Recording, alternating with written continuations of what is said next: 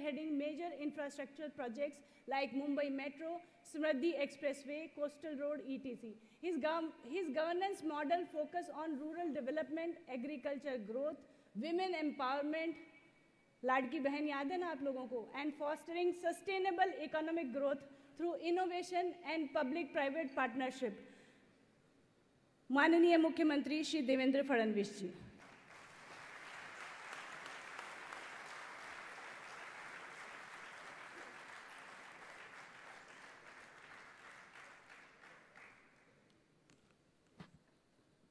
सभी को बहुत बहुत नमस्कार। मंच पर उपस्थित वर्ल्ड हिंदू इकोनॉमिक फोरम की पुरोधा श्री स्वामी विज्ञानंद जी, आज के अध्यक्ष हमारे राजेश शर्मा जी, पद्मश्री टीवी मोहनदास पै जी, शैलेश त्रिवेदी जी, हमारे बीच उपस्थित सुरेश भगेरिया जी, संजय नगरकर जी, विपिन जी, मंगल प्रभात लोढ़ा जी, मंचासीन सभी महानुभाव और यहाँ पर उपस्थित सभी बहनों और भाइयों, सबसे पहले मैं आप सभी का इस मुंबई नगरी में जो भारत की आर्थिक, वाणिज्यिक, व्यापारिक, मनोरंजन की राजधानी है, इस राजधानी में बहुत बहुत स्वागत करता हूं, अभिनंदन करता हूं। और मैं वर्ल्ड हिंदू इकोनॉमिक फोरम का भी आभार व्यक्त करता हूं कि आपने इस बार एनुअल ग्लोबल कॉन्फ्रेंस के लिए महाराष्ट्र को चुना, मुंबई को चुना। और मैं ऐसा मानता हूं कि मुंबई न केवल हमारे देश की आर्थिक राजधानी है, आने वाले दिनों में हमारे देश की फिनटेक की राजधानी भी मुंबई बनने जा रही है। तो मुझे बहुत खुशी है कि आज हम सभी लोग यहाँ पर एकत्रित हुए हैं। वर्ल्ड हिंदू इकोनॉमिक फोरम ने पिछले कई वर्षों में हमारे आर्थिक सामाजिक विकास के क्षेत्र में हिंदू इथोस के आधार पर हम विकास कैसे कर सकते हैं, इसके बारे में कई संकल्पनाएं हमारे सामने रखी है। हम सभी लोग जानते हैं कि पश्चिमी सभ्यता में और हमारी सभ्यता में एक मूलगामी अंतर यह है कि वहाँ यह माना जाता है कि सर्वाइवल ऑफ द फिटेस्ट, जिसमें ताकत होगी वो जिएगा, जिसमें ताकत नहीं होगी वो समाप्त हो जाएगा। लेकिन हमारे हिंदू चिंतन ने कभी भी इस बात को नहीं माना। हमारे चिंतन ने माना है कि जो जन्मा है वो जिएगा और समाज उसके जीने की व्यवस्था करेगा। और ये जो अंतर है, इस अंतर के चलते अगर हम हमारा इतिहास देखें तो दुनिया में हमारी भारतीय सभ्यता एक ऐसी सभ्यता है जिसने अपने कर्मण्यता के भरोसे, अपने पुरुषार्थ के भरोसे विकास किया है। दुनिया की आज की जो बड़ी बड़ी अर्थव्यवस्थाएं हम लोग देखते हैं, इन अर्थव्यवस्थाओं के इतिहास में हम जाएंगे तो कहीं ना कहीं शोषण नजर आता है, उपनिवेशवाद नजर आता है। लेकिन भारत की अर्थव्यवस्था, जो हम लोग ये जानते हैं और हमेशा कहते हैं कि 15वीं शताब्दी में दुनिया के जीडीपी में करीब 35 से 39% हिस्सा ये भारत का था। ये जो आर्थिक प्रगति भारत ने की, ये कभी भी उपनिवेशवाद के भरोसे, शोषण के भरोसे नहीं की। हमने कभी आक्रमण करके, लूट के अपनी संपत्ति को बड़ा नहीं किया।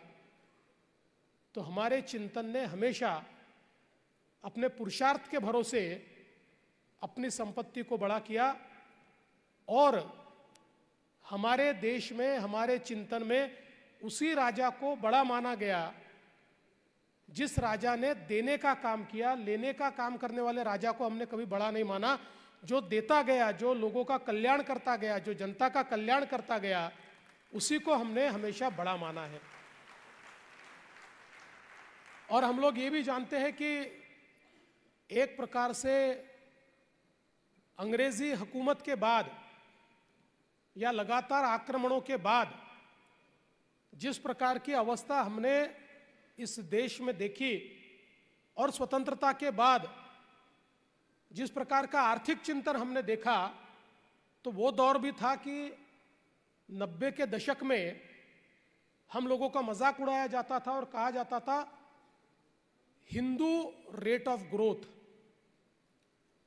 हमारी अर्थव्यवस्था के विकास दर को हिंदू ग्रोथ रेट कहा जाता था और मजाक में कहा जाता था कि ये तो चींटी के पांव से चलता है, ये तो आगे बढ़ता ही नहीं है।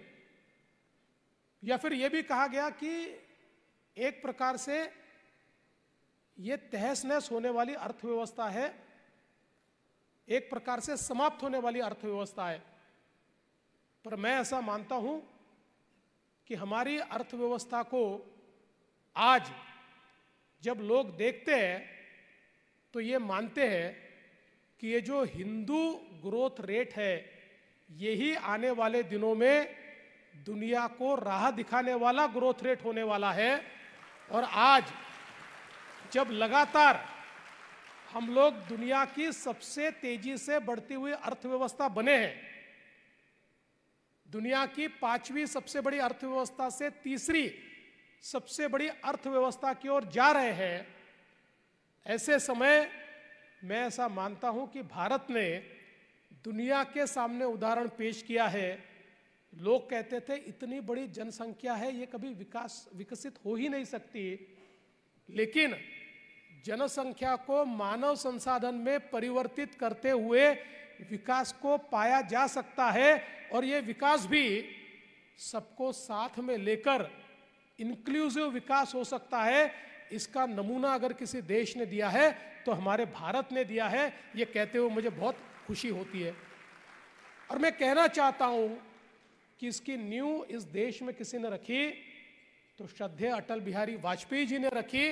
उनके कार्यकाल में इसकी नींव रखी गई और इसको परमोच्च बिंदु पर ले जाने का काम अगर कोई कर रहा है तो देश के प्रधानमंत्री माननीय मोदी जी कर रहे हैं, जिन्होंने नव भारत के निर्माण में इस प्रकार की पॉलिसीज को तैयार किया जिसमें गतिशीलता है, जिसमें पारदर्शिता है और जिसमें इंक्लूसिविटी है, जिसके कारण आज भारत बहुत बड़े पैमाने पर आगे बढ़ रहा है।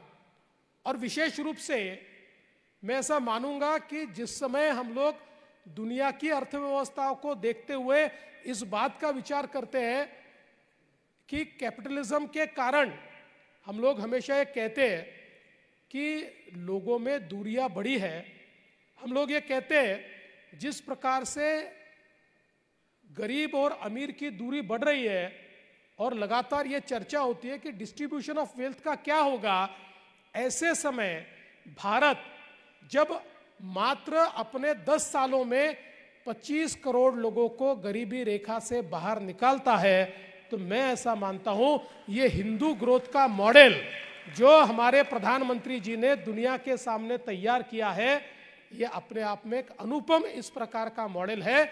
और भारतीय चिंतन के आधार पर, हिंदू चिंतन के आधार पर हम जब लोग आगे बढ़ते हैं तो किस प्रकार से दुनिया को हम लोग एक नई सीख दे सकते हैं, ये भी आज हमको देखने को मिल रहा है। मैं ऐसा मानता हूं कि आज हम लोग ये कहते हैं कि 2030 तक हम भारत को 5 ट्रिलियन इकोनॉमी बनाना चाहते हैं। शायद वो तो 2028 तक ही हम कर लेंगे। अभी कई अलग अलग प्रकार की फाइनेंशियल इंस्टीट्यूशन से कहती है कि probably by 2030 we will be 7 trillion और 9 ट्रिलियन। लेकिन चूंकि हम लोग महाराष्ट्र में हैं और महाराष्ट्र की बात कहने के लिए मुझे यहाँ पर खड़ा किया है, तो मैं ये कहना चाहता हूँ कि हम ये प्रयास कर रहे हैं कि देश की सबसे पहली सब नेशनल $1 ट्रिलियन इकोनॉमी हम महाराष्ट्र को बनाने जा रहे हैं। मुझे खुशी है कि पिछले साल हमने ½ ट्रिलियन के मार्क को पीछे छोड़ दिया, हम ½ ट्रिलियन से आगे चले गए। हमारा प्रयास है कि हम लोग बिटवीन 2028 टू 2030 हम लोग महाराष्ट्र को $1 ट्रिलियन इकोनॉमी करें। वैसे आज जिस ग्रोथ रेट के साथ हम लोग चल रहे हैं उसके आधार पर 2032 में हम लोग $1 ट्रिलियन इकोनॉमी होंगे, लेकिन मैं ऐसा मानता हूं कि बिजनेस यूजुअल का जमाना चला गया। अब एक्सीलरेटेड ग्रोथ की हम बात करते हैं और एक्सीलरेटेड ग्रोथ में we aspire to become $1 trillion economy by 2028 और बाय 2030। और इसके लिए हम लोगों ने एक इकोनॉमिक एडवाइजरी काउंसिल तैयार की और इस काउंसिल के माध्यम से महाराष्ट्र की इस ग्रोथ को हम कौन से क्षेत्र में प्रोपेल कर सकते हैं, एक्सेलरेट कर सकते हैं, इसका एक अभ्यास किया और उसके आधार पर हमने हमारी नीतियों को तैयार किया है। और मैं ऐसा मानता हूं कि आज जब हम विकास की बात करते हैं तो the speed of travel and the speed of data will determine the growth. Speed of travel इसलिए कि दुनिया ने भारत को जिस प्रकार की व्यवस्था में आज खड़ा किया है, उस व्यवस्था में ग्लोबल सप्लाई चेन में हम लोग एक प्रमुख भूमिका अब निभा सकते हैं और हमको निभानी ही पड़ेगी। अगर हम वैश्विक व्यापार का विचार करते हैं तो ग्लोबल सप्लाई चेन का एक अहम हिस्सा जब तक भारत नहीं बनेगा, क्योंकि दुनिया ने देखा कि जिस प्रकार से कोविड के समय चाइना ने ग्लोबल सप्लाई चेन को डिसरप्ट किया और जिसके कारण दुनिया का व्यापार मानो ठप हो गया, तो दुनिया ये मानती है कि अब ग्लोबल सप्लाई चेन में भारत की भूमिका अहम हो सकती है। और इसलिए speed of travel, cost of travel, फिर वो व्यक्तियों की हो या गुड्स की हो, ये दोनों चीजें बहुत महत्वपूर्ण है। लॉजिस्टिक्स बहुत महत्वपूर्ण है और उसी दृष्टि से हम लोगों ने महाराष्ट्र में लॉजिस्टिक्स का विचार करते हुए 360 डिग्री में विचार किया है। हम लोग यहां पर जो हाई स्पीड हाईवेज है उनका एक जाल बुनना चाह रहे हैं। बहुत बड़े पैमाने पर हाई स्पीड हाईवेज हम लोग तैयार कर रहे हैं। नागपुर मुंबई समृद्धि हाईवे जो हमने तैयार किया, 700 किलोमीटर का ग्रीनफील्ड रोड मात्र 5 सालों में हमने बनाया, जो 16 हमारे डिस्ट्रिक्ट को सीधा जेएनपीटी पोर्ट से जोड़ता है। तो 16 हमारे डिस्ट्रिक्ट आज ऐसे हैं कि जो सीधे पोर्ट लेड डेवलपमेंट के साथ जुड़ रहे हैं और मैं ऐसा मानता हूं इससे एक सप्लाई चेन को बड़ी ताकत मिल रही है, चाहे वो हमारे रोड्स हो, चाहे हमारे पोर्ट्स हो या फिर हमारे एयरपोर्ट्स हो। और मुझे ये बताते हुए खुशी होती है कि अभी अभी हमारे प्रधानमंत्री जी ने भारत को और महाराष्ट्र को दुनिया की मैरीटाइम ताकत बनाने के लिए एक बहुत महत्वपूर्ण निर्णय लिया। आज हमारे भारत का जो कंटेनर ट्रैफिक है, 60% कंटेनर ट्रैफिक ये मुंबई का जेएनपीटी पोर्ट हैंडल करता है। अभी हमने एक नया पोर्ट तैयार करने का फैसला किया जिसके काम की शुरुआत हम लोग कर रहे हैं। ये वाढवण पोर्ट है। ये पोर्ट जेएनपीटी पोर्ट से 3 टाइम्स बड़ा, 3 गुना बड़ा पोर्ट है और 10 किलोमीटर तक 20 मीटर डीप ड्राफ्ट का ये पोर्ट है। दुनिया का सबसे बड़ा जहाज भी इस पोर्ट पर आ सकता है। तो भारत को एक नई मैरीटाइम ताकत के रूप में अब महाराष्ट्र डेवलप करने वाला है और मैं ऐसा मानता हूं हमारे सप्लाई चेन में एक बहुत महत्वपूर्ण भूमिका ये पोर्ट आने वाले दिनों में तय करेगा। आज हम देख सकते हैं जिस प्रकार से इंफ्रास्ट्रक्चर का पुश हमारी सरकार ने दिया है, विशेष रूप से मोदी जी की सरकार देश में आने के बाद और बीजेपी की सरकार महाराष्ट्र में आने के बाद 2014 के बाद जिस प्रकार से हमने इंफ्रास्ट्रक्चर के सेक्टर को बदला है।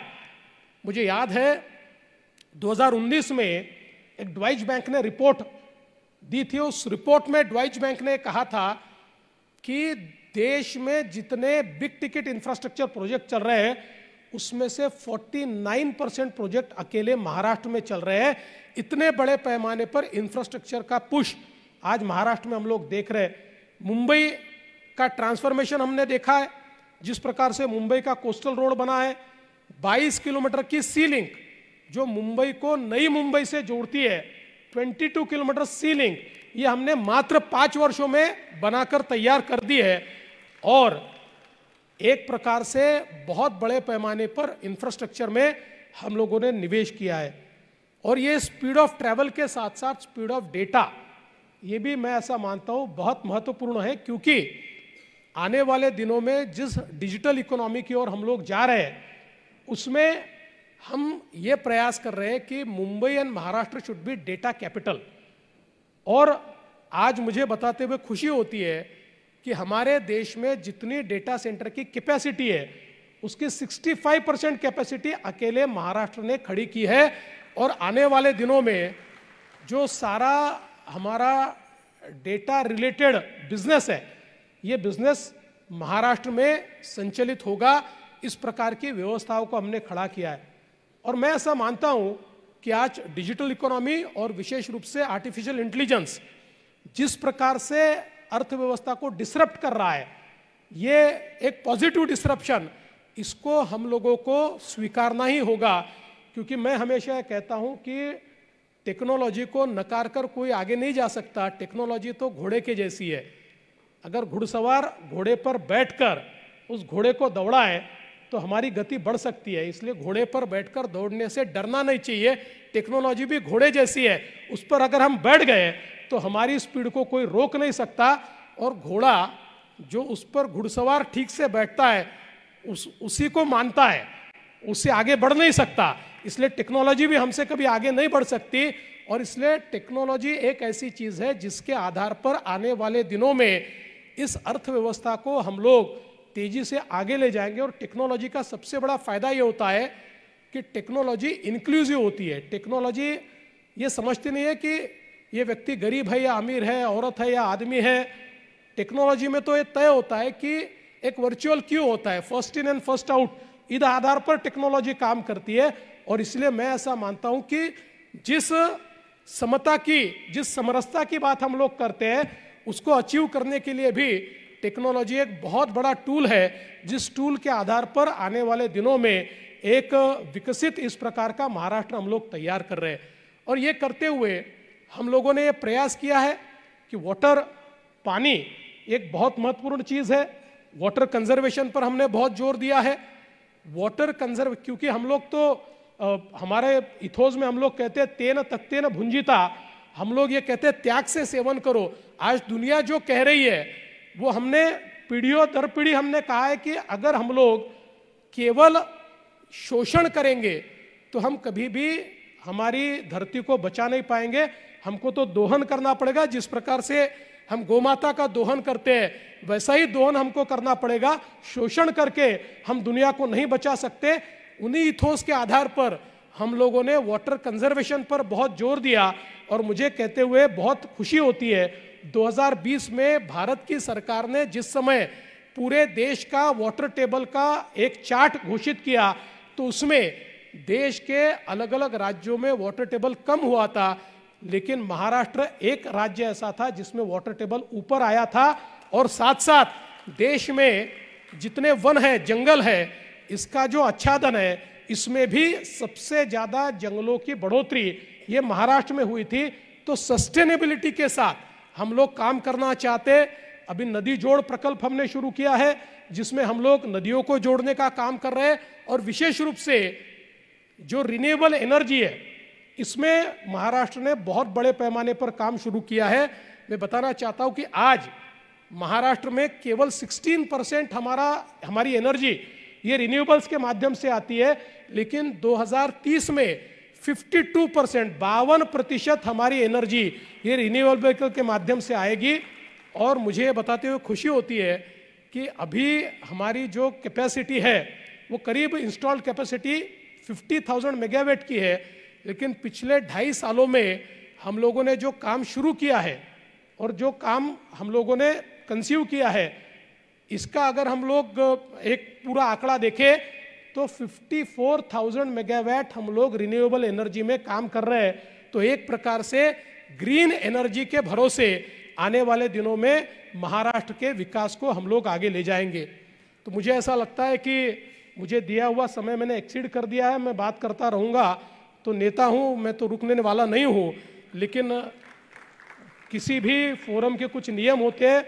मेरे सामने से समय आपने हटाकर गलती कर दी, समय रखते तो मैं समय में बात करने वाला व्यक्ति हूँ, लेकिन भले ही आपने समय हटाया हो फिर भी मैं अपनी बात को समाप्त करना चाहता हूँ। इतना ही कहकर समाप्त करना चाहता हूँ कि भारत की विकास की यात्रा बहुत तेजी से शुरू हो गई है और इस यात्रा में जो हमारा शाश्वत विचार है वही विचार हमको आगे ले जा रहा है। जिस प्रकार से हमारे देश में केवल आर्थिक और सामाजिक नहीं तो सांस्कृतिक पुनरुत्थान भी हमारे प्रधानमंत्री जी के नेतृत्व में हो रहा है, ये सारी चीजें मिलाकर भारत को एक मजबूत देश के रूप में प्रस्थापित कर रही है। आने वाले दिनों में दुनिया भारत की ओर ही देख रही है, दुनिया को दिशा भी भारत देने वाला है। और ऐसे समय इस भारत के पावर हाउस के रूप में, इस भारत की रीढ़ की हड्डी के रूप में, इस भारत की ताकत के रूप में महाराष्ट्र को प्रस्थापित करने का काम हम करेंगे, ये विश्वास मैं आप सभी को देता हूं। फिर एक बार अलग अलग देशों से यहाँ पधारे हुए हमारे वर्ल्ड हिंदू इकोनॉमिक फोरम के सभी सदस्यों का मैं बहुत बहुत स्वागत करता हूँ। हमारे सभी पदाधिकारियों का आभार व्यक्त करता हूँ कि आपने महाराष्ट्र और मुंबई को ये मौका दिया कि यहाँ पर ये कॉन्फ्रेंस हो रही है। बहुत बहुत धन्यवाद। जय हिंद, जय भारत, जय महाराष्ट्र।